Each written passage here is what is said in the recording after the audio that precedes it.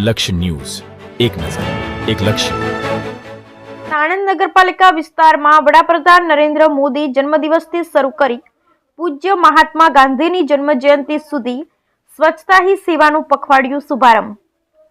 સાણંદ નગરપાલિકા હોલ ખાતે રાજ્યકક્ષાના શિક્ષણ મંત્રી પ્રફુલભાઈ પાનસેરિયાના અધ્યક્ષસ્થાને તથા સાણંદના ધારાસભ્ય કનુભાઈ પટેલની ઉપસ્થિતિમાં કાર્યક્રમ યોજાયો, જેમાં રાજ્યમંત્રી 1.31 કરોડના સાણંદ નગરપાલિકાના સાધનો જેવા કે jetting cum suction machine, JCB, skid steer, animal lifting van, tractor વગેરેનું લોકાર્પણ કરી સ્વચ્છતાને વધુ સઘન બનાવવાનો સંદેશ આપ્યો.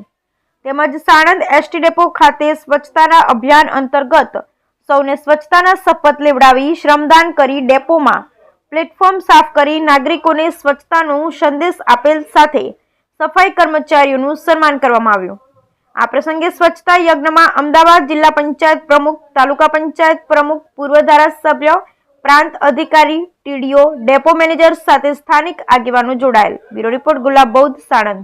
આજે નરેન્દ્રભાઈ મોદી સાહેબનો બર્થડે છે, ત્યારે એમને હૃદયપૂર્વક બર્થડેની શુભકામના પાઠવીએ છીએ અને પૂરા ગુજરાત અને ભારતની અંદર સ્વચ્છતા પ્રત્યે જાગૃતતા દાખવીએ. સેવા સેતુના કાર્યક્રમો, એક પેડ માં કે નામ, આ બધું પર્યાવરણ, પૃથ્વીને બચાવવાનું, સ્વાસ્થ્યતા માટે અને સ્વચ્છતા માટે બંને જ્યારે આ ભેટ આપણે નરેન્દ્રભાઈને આપીએ છીએ ત્યારે આપણે સૌ હર્ષ ને ગૌરવની લાગણી એટલા માટે કરીએ છીએ કે આપણે આપણા આગલું કે આપણું શહેર મહોલ્લો સ્વચ્છ રાખીએ. આજે મેં જોયું બસ સ્ટેન્ડ સાફ કર્યું.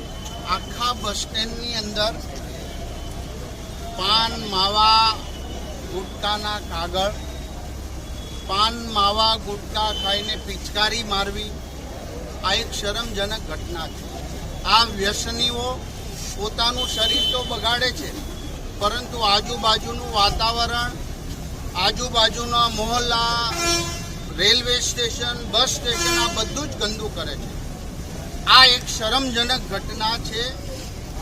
વ્યસન કરવું એ અને થૂકવું, કચરા નાખવા અને અનેક લોકોને ડિસ્ટર્બન્સ કરવા, આ માટે આજે દરેક વ્યસનીઓએ પણ પ્રતિજ્ઞા લેવી જોઈએ કે હું પાન, માવા, ગુટકા ખાઈ જ્યાં ત્યાં થૂકીશ નહીં, જ્યાં ત્યાં કાગળ નાખે. આખું બસ સ્ટેન્ડ પાનના પિચકારી, ગુટકાઓ અને માવાના કાગળ, એ જ અસ્વચ્છતા સૌથી વધુ કરતા હોય એવું મને લાગે છે.